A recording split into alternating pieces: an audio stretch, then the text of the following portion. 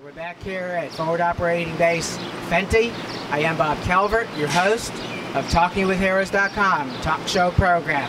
And we're going to be shortly meeting with Major Clint Hanna. He's with Civil Affairs with the 4th BCT 4th ID. Before we go inside his office, I want to once again thank our sponsors, the people that made this trip possible.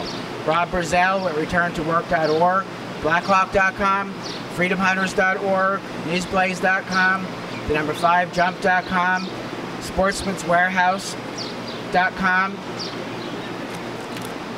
Colin Clark in Elizabeth, Colorado, Eric Chia in Olathe, Kansas, militaryconnection.com, soldiersangels.org, and Chief Warrant Officer retired Dennis McCormack.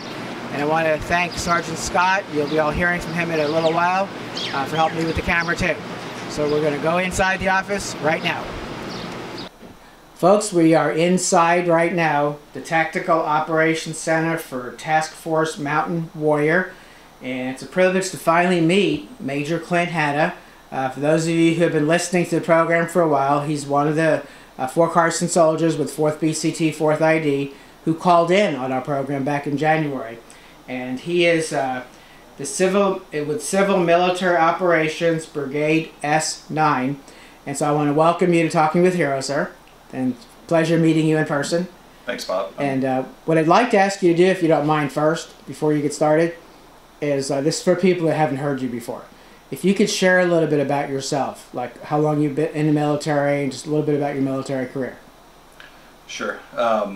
First of all, I want to thank you. I'm glad you made it over here. We're real happy to have you here.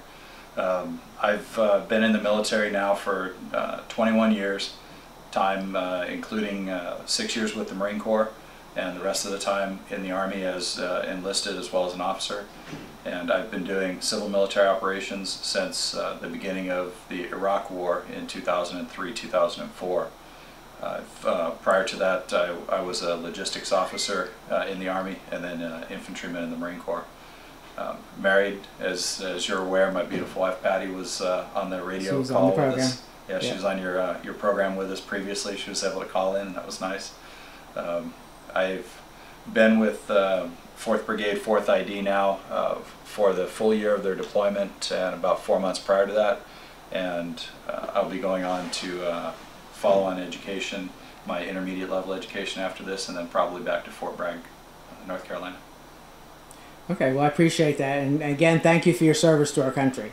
Thanks. Everybody that's watching this is saying the same thing, I'm sure.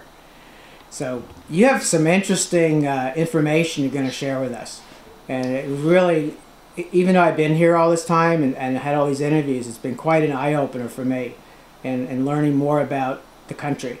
So I'm just going to turn it over to you and just start where you want to start. Okay, fair enough. I just, kind of as a background for anything else we speak about, I wanted to explain to you the difference that we're facing between what we were doing from a civil military standpoint in Iraq compared to what we're faced here in Afghanistan, and the different backgrounds and the different approaches that we've taken here within 4th Brigade 4th ID to reach out to the people. If I partially turn my back to you. It's okay, I'm going to follow you. In Iraq, we had either the government, the tribe, or religion that we could reach out to the people or reach out to the government through. In Iraq, if you would go into a village, if they had a strong government, we could work with them in developing projects, in repairing infrastructure that was destroyed. If the government was weak or there was any corruption, we could always go to the tribe. The tribal structure in Iraq was still very strong. If you were in an area where you didn't have a competent tribal leader and you didn't have governance, you could always go to a malik, a mullah or an imam in Iraq, and it would be very strong either Sunni or Shia religious ties in the community.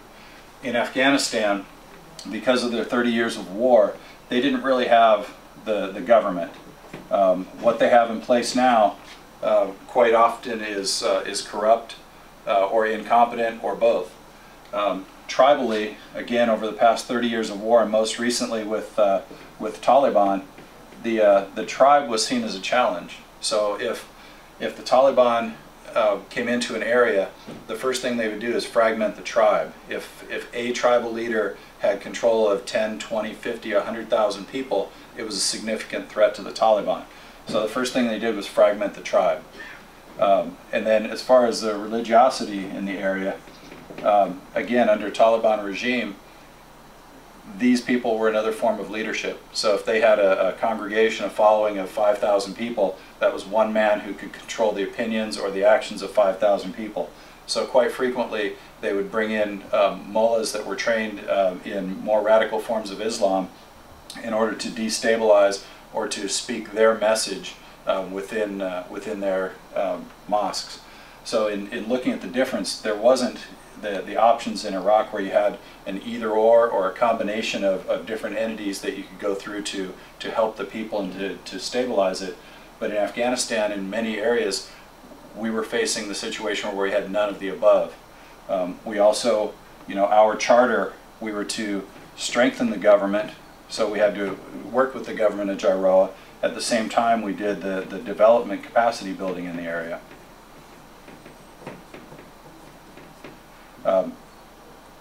These were separate functions for the most part when we started our planning in November and December of 2008 in order to come over for this mission. What we did within Task Force Mountain Warriors area is we decided that in order to support the government, in order to help the people determine who was competent and who was representative, they needed to have some form of a budget. A government without a budget, a government without the ability to do anything for their people is not really a government. So instead of us entering the area and building schools, assisting with building clinics or roads or anything like this, we felt that we needed to do this through the government. So probably 80% of our activities, 80% of the monies that we've spent in development have been done through the government in a controlled manner to where the people see all the money, they see the jobs that are generated from this, they see where the money's going, and they see the projects that are coming at the end of it. Reporting from here in Afghanistan, I am Bob Calvert, your host at TalkingWithHeroes.com.